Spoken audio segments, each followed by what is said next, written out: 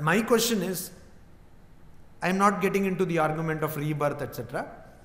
You can read Swamiji's Jnana Yoga for a plausible or very logical explanation of that. I don't get into that. But what I am telling is, even if, let us assume that our lives are restricted only to this particular life, even if that were true, as human beings who are now sending, even India has sent a probe to Mars, human beings who are talking about mind files which are just like stem cell, the other personality equivalent of stem cell, where you can create a clone of yourself, humanoid. Human beings who are trying to understand truths going beyond themselves, body-mind complex, writing Bible or Upanishads, etc. Is it not just fair to place the level of the personality of these human beings somewhere above this physical level? Definitely it is. We are talking about the universe, things which we have not seen. We are extrapolating our knowledge to these things which we have not empirically perceived. So is it not just fair to put the personality of human beings somewhere up above these, limiting adjuncts of body, mind, vital breath, whatever? Yes, we should not think that the human being is only restricted to this particular 6 feet or whatever body. That is why we should, even though if you don't believe in rebirth, we should think to understand the higher reality, call it of the universe or of yourself. Because according to me, the higher reality of the universe is your own higher reality. You do it through science or do it through spirituality, but do it. And if you want to do it, then even in science, you see there is a slight difference of fructifera and lucifera, applied and pure science. This can go on and on. So people who want to get the benefits of science here and now, and people who will devote their lives for lifetime research to find out the underlying principles of certain things which are happening in the nature. So even there is a dichotomy. So you don't want to, or you should not become people who are not bothered about what happens or what is their personality more than a consumeristic perspective, a enjoyment complex, a complex or a machinery which just enjoys, eats food and all other things which come with that. But you have to think of yourself something higher, and that you can do only when you have that conviction in your mind. And to have that conviction in your mind, you have to mix with people. That is why it is told Mahapurusha Samshraya or Sat Sangha. See, interesting if you know the Sanskrit. Sat means what? Existence. Here it means Satpurusha, means Sajjana, Satjana. So that person who is Sat means the same word is used for existence and also for goodness. Means what?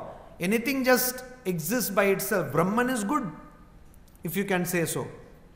So Sat Sangha, you have to have the company of good people, people who do not believe that you are just body, mind. People who do not believe that the whole ambition of life or the essence of life is just partying and sharting. Party sharti. I don't know what sharti means, but party, I know. So this is what. So you should not have that kind of a company, but you should have a company which thinks that you are much higher than this material construct. First you have to think that. Then only you will be able to attain that. Then the Upanishad says, Yada sarve pramuchyante कामायेस्य हृदि श्रुताः अथ मर्त्यो मृतो भवत्यत्र ब्रह्म समश्नुते.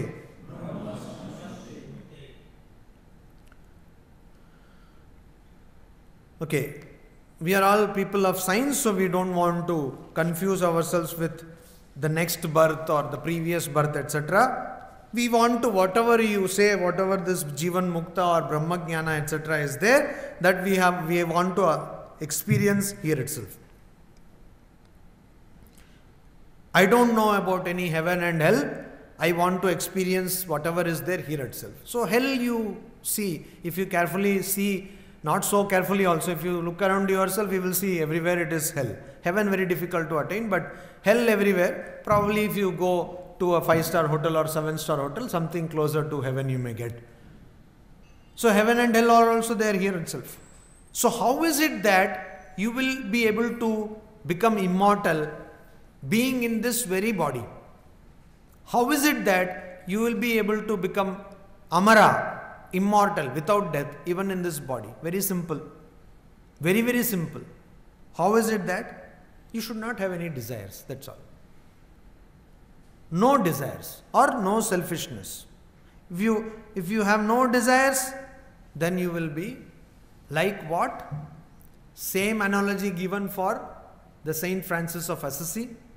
All of you know about him. Saint Francis of Assisi. How many of you don't know about Saint Francis of Assisi? Okay. Seriously, do some Google. Saint Francis of Assisi. Assisi is the place where he was born, and Saint Francis, he was a person who was a saint, of course, of Catholic Christianity, and also he was a person who was in love with the nature, and he brought lot of reformation in the church. So Saint Francis of Assisi is compared to a dry leaf. What is a dry leaf? A dry leaf floats in the air. A dry leaf floats in the air. Dry leaf is not attached to tree, so there is no bonding, dry leaf. And it is not heavy also, it is kind of light. So it floats in the air. Wherever the wind takes it, it goes. Wherever the will of God takes it, it goes. So Saint Francis of Assisi had no will of himself. His own will he did not have. So Manisha Panchakam, again what does it say? Prarabdhaya samarpitam svavapuhu. One surrenders one body to the effect of actions, that is prarabdha. So whatever our prarabdha, whatever we have to face, to that the body is surrendered. I have no more desires. Same thing is there in Ashtavakra Samhita also. Ashtavakra Samhita says that a realized person is like a dry leaf. A dry leaf. And I believe Sri Ramakrishna also says that. A dry leaf. So wind takes the dry leaf wherever it takes it. The leaf by itself has no will. So if you don't have any desires, all your problems will come to an end. Every problem will come to an end. And in this very life, you will become immortal. Because you will not have to take birth again. You will get the stage of Jivan Mukta. How to do it? Is it so easy? Don't do it, or it is impossible to do it at once. Do it one action at a time. And it is very possible. And it is a very effective spiritual practice. One action at a time, or one desire at a time. How? You have to do it very minutely. Suppose you are going to take food in your own house, and you are sitting, and then somebody is serving something, because you are going to take food, definitely people will serve. And you want something and you don't ask. And give it a time of 3 days. So when you don't ask and you just try to ignore it for 3 days, after 3 days mind will forget it. It will go on to some other thing. But what we do, we keep it for 3 years, and on Monday, the particular day at 10 o'clock, I wanted one chips with the tea, you did not give. Suddenly, this time of divorce is the time when all the things, or any fighting, they suddenly start, both husband and wife, they start remembering all the details, minute details of when what person did what. Better than that will be to tell it then and there. But if you can't do, so you just keep it. One by one. This is the technique. One by one. You want something, and you see that without that what is an addiction? An addiction is a habit which you want. Without that, you cannot stay. That is addiction. So somebody reads, that is no problem. But somebody cannot stay without reading, that is a problem. Somebody smokes, I will not say that's not a problem, but anyway, but somebody cannot stay without smoking, that is somebody drinks, without drinking, that person cannot stay, becomes an alcoholic. So that is what. So here again, you have to go away from all addictions. How do you do that? You first see, yes, I am taking this and I want it the more intense your desire, the more strong, the stronger should be your effort to not do that. Suppose you think, I want to have this now itself, then don't do that. One by one desire at a time, control. And you will see, you have to, one day it will not happen, 1 year it will not happen. If you do it continuously for say 6-7 years, suddenly one time will come and then you will understand that you have lot of control. I will not say complete control, lot of control over your daily desires. So it starts like that. And you have to, so people can have small phone, same facilities, some other phone, but everybody wants to have iPhone 5s. Why? Because it's the latest model. Doesn't make sense. For Apple, it may make sense, but for you, it will not make sense because actually the value addition is not, and even if there are 2 more features, how does it really help you? So this is the desire. We are all driven by desires. I want to have something because I want to have it. That is the only explanation. Why do you want to have this car? Because I need it, that's all. And the entire industry, the whole society is based on your need. If you say, I don't want, this is sufficient, then you will also ask, how will we progress? The whole idea of progress is also a very skewed idea. What is progress?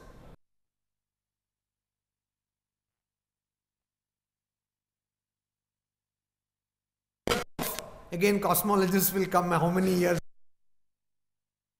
So many years of, at least million years, no?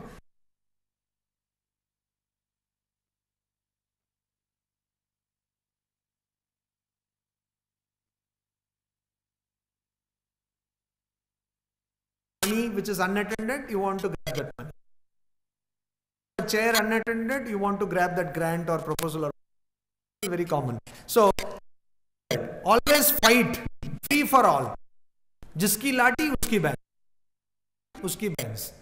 So it's kushti match. And then the basal instincts, you see what's happening in the world. Different from a pig and a dog. No, absolutely no difference. So where is our civilization? But when we want to purchase Apple iPhone 5s, that it's civilization, and we need to affirm that we are civilized by having this phone. Not having higher. That is why this adage is there, no? Simple living, high thinking. So why simple living? Because you are cluttering your mind with all these physical objects, which are again and again strengthening the body mind. It's again and again taking you away from peace. In fact, your mind is going into pieces. So that, why are you doing? And you are actually spending money, hard-earned money to do this. Spending money, you are going to great length to get peacelessness. This, what was that Jesuit person? Anthony de Mello. If you have seen his videos, Anthony de Mello, you can really inspiring. So in one university lecture, he said, all of you get angry. Why? So the students were saying, because we want to become angry. So then he said that he thinking that I am a fool or a mad person. But no, true. You want to become angry and that is why you become angry. You want to be happy and you be happy. These are the obverse and reverse of the same coin, 2 sides of the same coin. So we become angry. Why? Because we want. Why? Because it is want which is making you angry. You desire something, and if you don't get, kamat krodho bhi jayate, you immediately become angry. So this is, so you have this if you want to get immortal here, if you want to attain Brahman, even while living, very simple, just give up desires. Just give up. And how do you give up? Not suddenly giving up.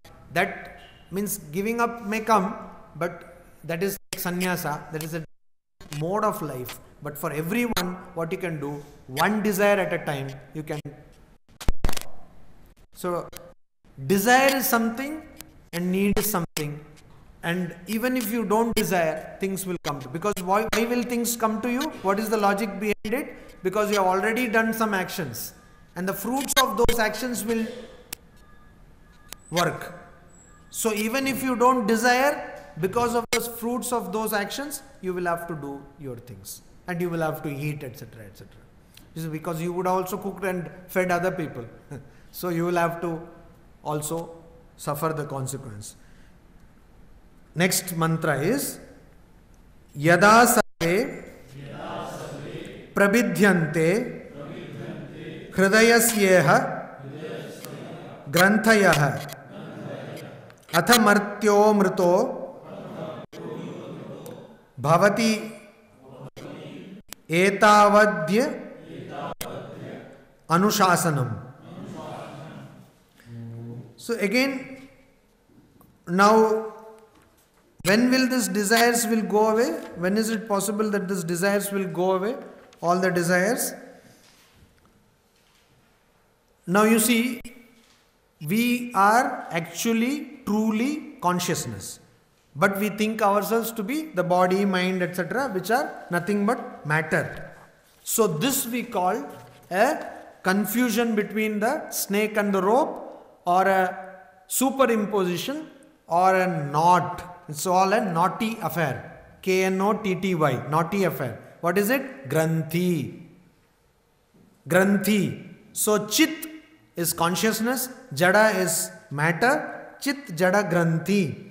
So we have confused ourselves to be matter, whereas in reality we are consciousness, and only when this Chit, Jada, Granthi is removed, that even when we are alive, even when we are living, when you are always aware, remember that earlier mantra of Kathopanishad, Vipaschit, always conscious that you are not this body, you are not the mind. You are not this body, you are not the mind. Always conscious that you are consciousness. Only when you do that, then even when you are alive, you will become immortal. Etavadhi Anushasanam. And that is what is being told, that this is what is Anushasanam. Etavadhi. This indeed, this is, definitely this is the instruction of the Upanishad. That you have to constantly think this, and by that what will happen? Your Chit Jada Granthi, the knot between the consciousness and matter will be removed. Will be removed. That you have to do. So, till that knot is removed, it is very difficult. You see, most of the times we have seen, whenever we tie rope, or particularly it happens to this rope which we have in a dress, no? Suddenly you find that it has got knot. And you have to do so much of circus to remove that knot. Similar circus you have to do here also. Otherwise the whole thing will be a circus. If you have to become free, always Vipaschit. Be very conscious and alert about your consciousness, the nature, which is consciousness. Then the Upanishad says, Shatam Chaika Cha Hridayasya Nadyah Tasam Abhinisritaika Tayo Urdhvam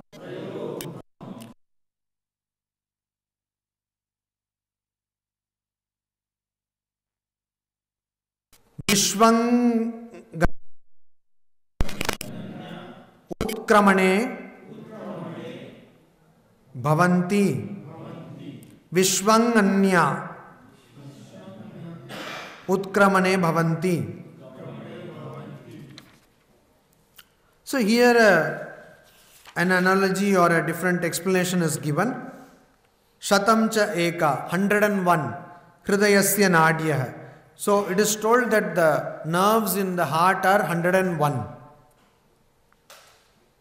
I didn't check it out with anatomy. We have to check it. How Upanishad is saying that. But anyway, it is told here that the nerves of the heart are 101 and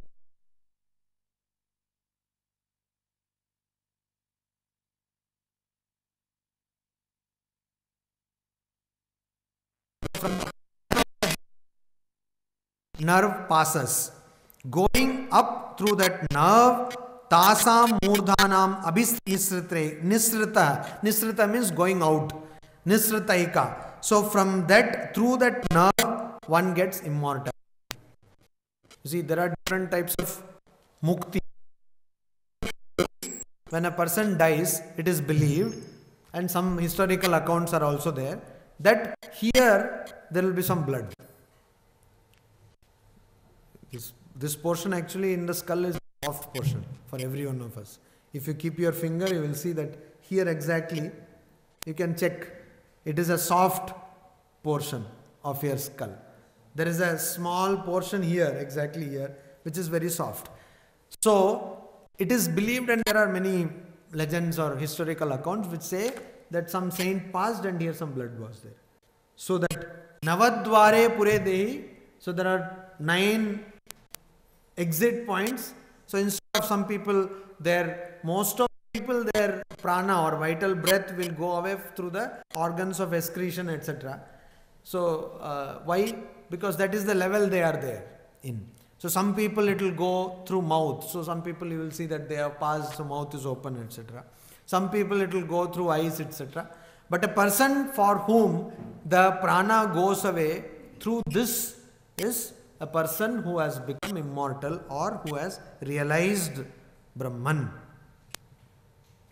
That is why again this says that the others, they have other directions. Vishwak anyah bhavanti. So, if the person goes other directions, means through mouth or eyes or whatever, then the person takes different forms. So, the person will have to again take birth. So, that is why here it is told that a person whose prana goes up this point of the head, not come back, will become immortal. Now we go to the next mantra. Angushtam Purushontaratma Sada Jananam Hridaye Sannivishtaha Tam Swachairat Pravrhen Munjadi Veshikam Dhairyena Tam Vidya Shukram Amritam Tam Vidya Shukram Amritamiti.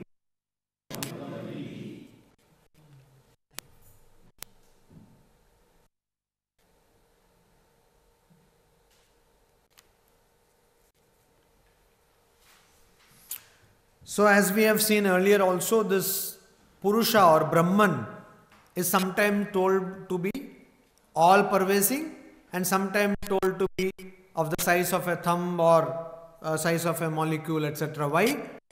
Just to give the idea that the size is unimportant or irrelevant as far as Brahman is concerned. See? That is why we saw that it is greater than the greater and subtler than the subtlest. In the previous one mantra we saw that it is greater than the greater. Mahato Niyan, Anor Aniyan. This Atma, which is there in the Janto, that was there in the mantra, that in the living beings, this Atma is greater than bigger than the biggest and subtler or smaller than the smallest. So here the size is not important or material, or it does not matter. So that is why, to give an idea that that this Brahman is in the core of all living beings, Angushtha Matra Purushontara Atma. It is the size of a thumb, Angushtha. And it is there inside all living beings.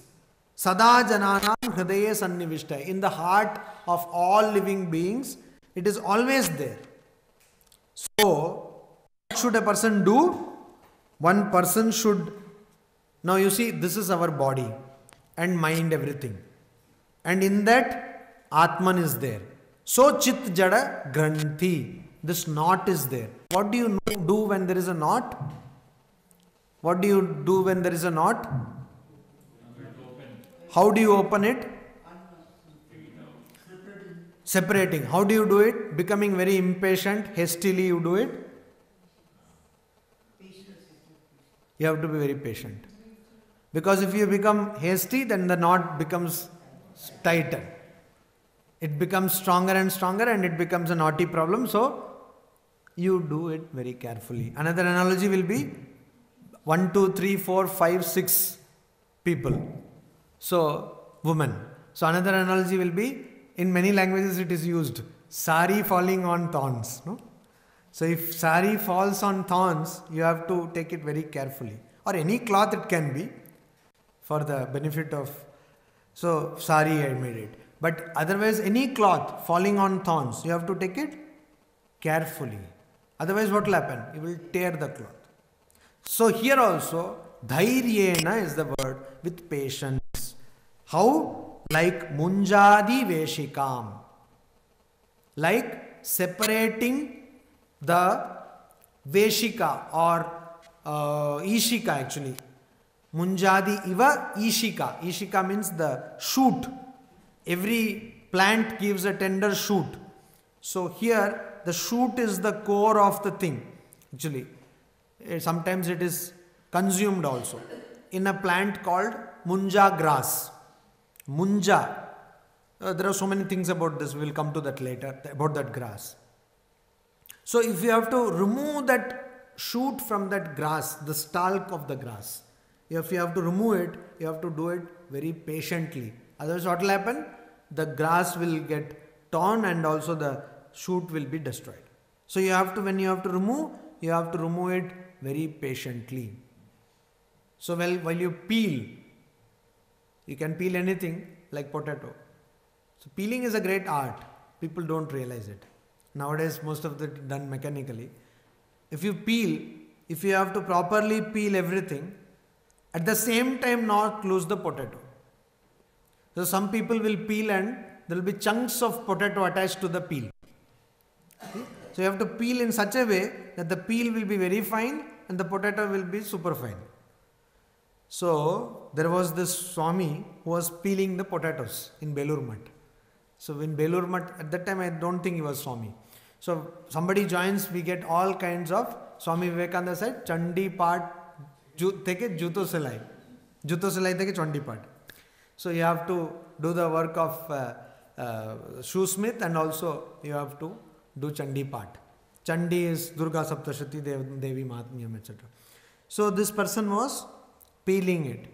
And the peeling was so wonderful, so perfect that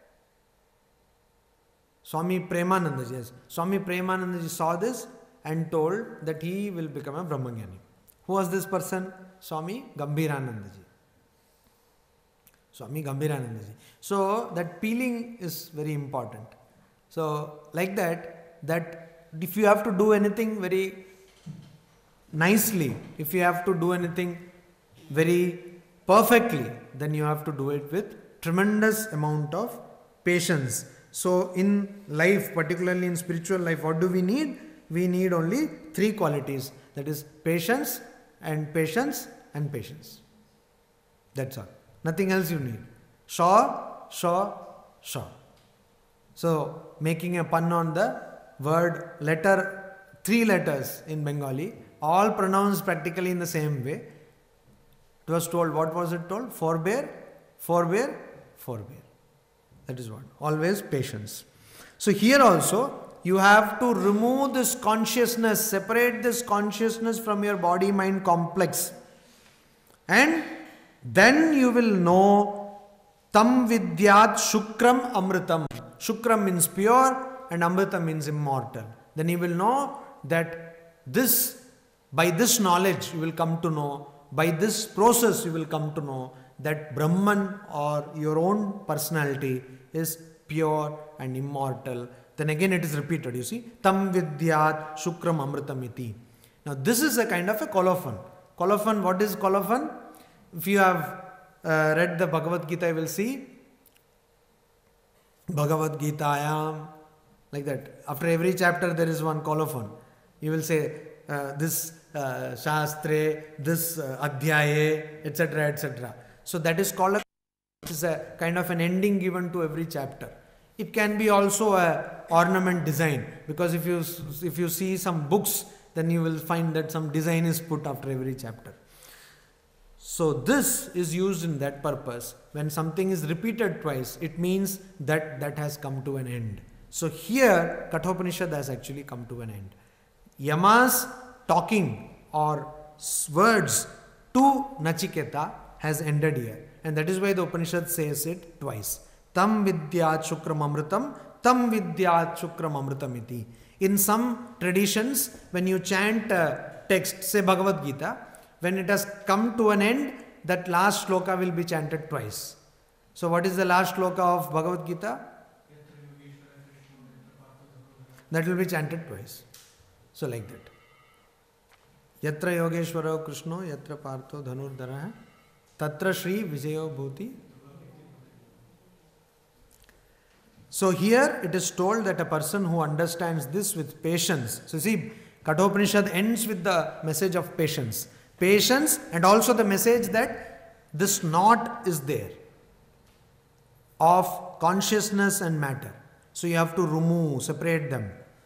Now the Upanishad, that is not Yama nor Nachiketa, Upanishad says, we will come to this munja grass. What is this munja grass? This grass is munja grass. This grass. It is called, this is the scientific name, Saccharum munja. This is found in the western India, western parts of India, Rajasthan and all those places it is found. It is used to create baskets and different kinds of handicraft material. It is also used to thatch huts. Dried grass is used to thatch huts. Different kinds of plate and all. And then you have this winnowing, this thing. Bangla ki bole winnow. That is also made using this. Different kinds of things are made using this. And there is these people who are, these tribal communities, they are best at making things out of this. And also this grass has a wonderful property. Places which are rocky, grass holds the soil and it prevents soil erosion. So in conservation, people actually plant this grass so that soil erosion is prevented. And it has got many medicinal properties. That Ishika which we were talking about, that has got medicinal properties. And there are many studies also on this about the medicinal pharmacological uses of munja grass. Coming to Veda, munja grass, I have earlier also told here, Maunji Bandhana. You see, this Yajñopavita was earlier this munja grass is used to make ropes. No, that is Dhruva. So munja grass was, that is Dhruva. So munja grass was used to make ropes also. So earlier, in the early Vedic times, both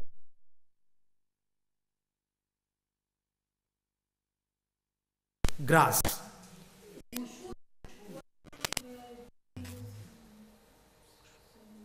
Krishna. So,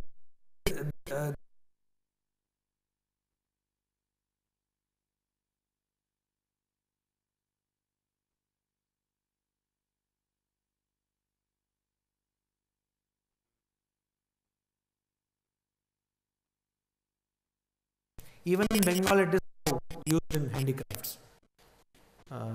কুশ নয়।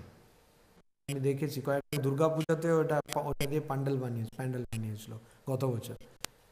ওটা কি বলতে পারছি এখন, ওটা দিয়ে গুলো সব থাকে, কিছুটা বাঁশের মতন কিন্তু বাঁশ নয়।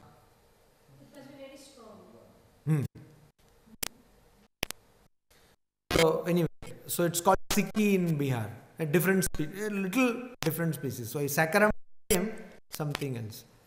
Basically, this is saccharum is the thing used for sugar cane. You see, saccharum also in the same this thing group. And in Uttar Pradesh and Bihar, the Sikki, it's called Sarkanda. Sikki Sarkanda, that is a different species. Here was so Maunji Bandhana. You see, this Maunji Bandhana is Upanayana. That is modern version of Upanayana. So people used to tie that as a belt. In many times you will see that a thread tying over the waist remains even now. And in case of women, as an ornament they tie. But that was used for symbolically to show that it is a brahmacharya period of men and women both. Maunji Bandhana. Because this rope, when you tie it, it kind of cuts into your body. It is not it's kind of sharp. So that is used as a symbol of chastity. Maunji Bandhana, that was used. And it is also used in many ways. The rope made using this muncha was used in Vedic sacrifices. So this is what about munja grass. Now the Upanishad says, Mrityu proktam nachiketo Mrityu proktam nachiketo vidyametam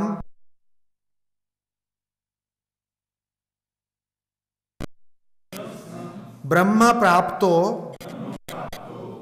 विरजो अभूत विमृत्युः अन्योप्येवं yo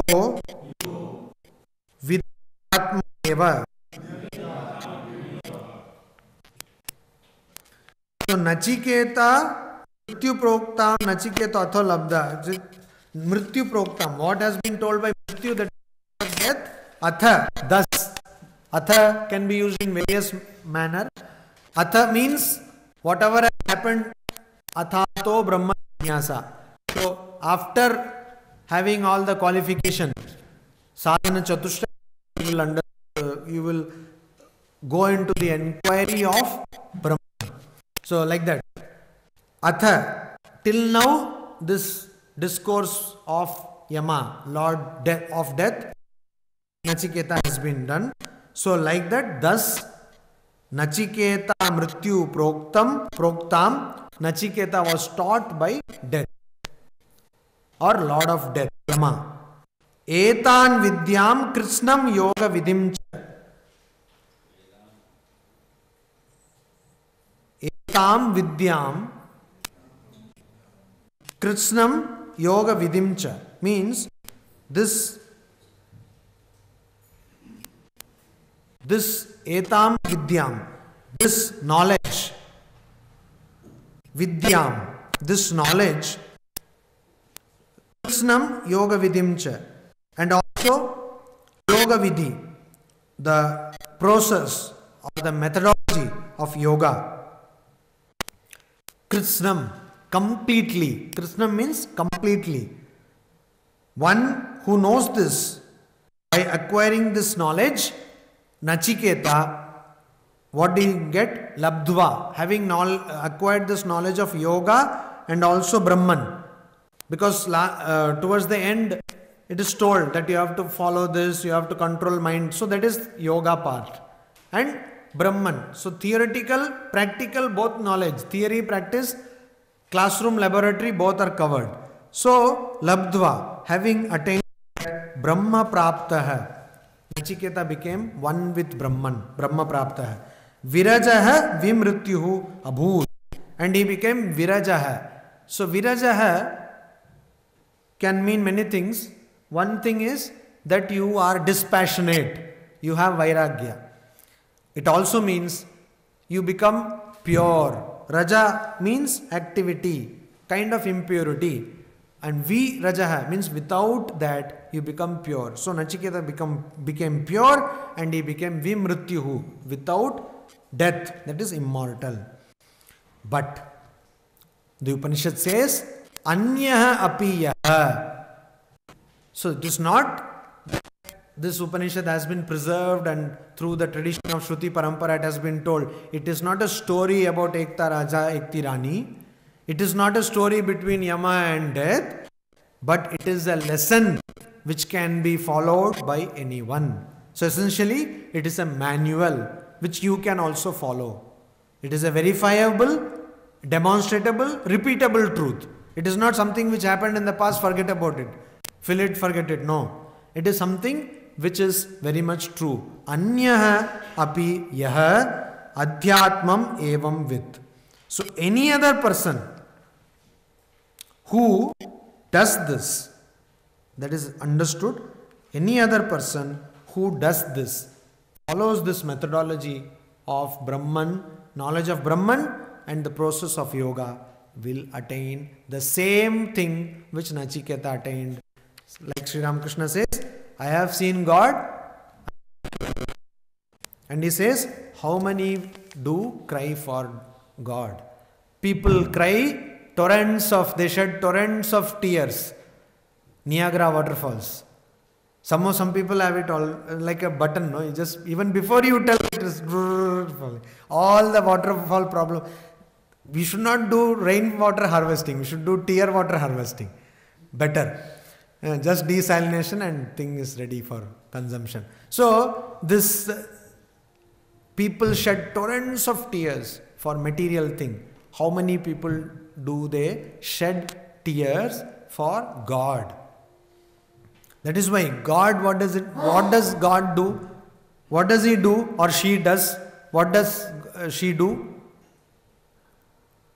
God, she blesses us with suffering. Holy Mother says, Bhagavaner doyar dhan dukkho. Suffering is the donation or a gift of compassion from God. Why? Because you say, oh God, kripaya pare pahi murare. You free me from this ocean of repeated birth and death. You said, how will you free yourself? Unless you cry for God. And how do you cry for God? You will not cry if you have a good family and all that. So everything will be there, good this thing, and finally one Facebook account will be there and one relationship will there, and then you have all reason for crying. Whole life you cry. So that is why Kunti said that give me suffering. Give me suffering so that I will. All religions start with this point, common point, suffering. How Buddha also started, Sankhya Karika started. See all the Shanti, everything to get. So unless there is suffering, Swami Vivekananda says, people who are steeped in luxury cannot understand about spirituality. Fisherman pulling at the rope, there also a certain element of movement is there, which the other. If it starts working properly, there is something wrong in the programming. This is the standard rule. So debugging should be done. Then the product will improve. You can better the product. Similarly, we can better our idea of our personality only when we get blows. Only when we get a shattering to our world view. We think this is the world. And when that is shattered, we will wake up and think, oh, then this is not the world. Then what is the world? Swamiji says, sledgehammer blows. So whenever somebody blows, welcome it. Forbearance is the practical aspect of spiritual life. Nowadays, how will you do austerity? You will not go to jungle. Where is the jungle? There is no jungle. Because sab jungle mein mangal. So where will you go? There is no jungle. Where will you go to? You go to Sikkim and there are also two people sitting. Maharaj, apni esechen amra okhane amra Advaita Ashram jai Maharaj. I have not gone, but I am telling you. Go to any far-flung place. There also some people will be there. That how are you? And if you go to Antarctica, already there is a chai wala say chai. There's all kinds of things are happening. So how can you go to a place which is completely, and you have this mind with you? Even if you go to a place, it's a mind. So mind has already this blueprint of all these experiences, so it will create things, no? There is an incident of a Swami who was in deep trouble. Why? He was reading Purana. What happened? Suddenly one Apsara came and called that Swami that you come. So this Swami ran to another Swami and said that, see, the Swami, very simple Swami. So ran to another Swami and said, see, this Apsara has come. So he said, I told you not to read this Purana and all. So the Swami's mind was so pure that Apsara. It will not happen exactly like that, but your mind is so, or most of our minds is so impure that already so many Apsaras and other people are there inside that. So even if you don't have outside company, you have a lot of bad company inside. So how will you? Only when you get suffering. So forbearance. When somebody scolds you, just titiksha, just forbear that. That is the only practical way to do spiritual austerity. You cannot do any other type of austerity because you all have work. Everyone has got work. You cannot go on fasting. You cannot do work. So the only practical way of doing spiritual practice is to do meditation, do japa, think of these things, read them again and again. And whenever you are put in a situation of conflict or confrontation, forbear. So people think that is a sign of weakness. It is not. It is a sign of strength. Weakness is actually getting agitated. That is weakness. Sign of strength always, even physically, sign of strength is absorption. Anything which is strong, a substance which is strong will always absorb. If it is not able to, if it gets shattered, it is not strong. So we also should become shock absorbers. That is the idea. So today we close Kathopanishad. Next we will start Tattva Bodha. That is an introduction to Vedanta. Small book written by Shankaracharya. So that gives lot of concepts of karma, prarabdha karma and other things. And because we have been discussing about this, many people may not know these things. So we will, that is a small text, so it will not take much time, but that we will read. Provided this universe remains like this and all other. You see, in economics you have a language, ceteris paribus, means provided other things are constant, it's a Latin phrase, this will happen. So provided all other things are constant, we will venture into this. Om Shanti Shanti Shanti Hari Om Tat Sat. Any questions? Tattva Bodha, there is a translation by Swami Sunirmalananda, published by Ramakrishna Mutt, Chennai. Even otherwise, it is downloadable from the net, the Sanskrit, and there are many other translations by other people. But Sanskrit itself is very simple. Any other questions about Kathopanishad or anything else?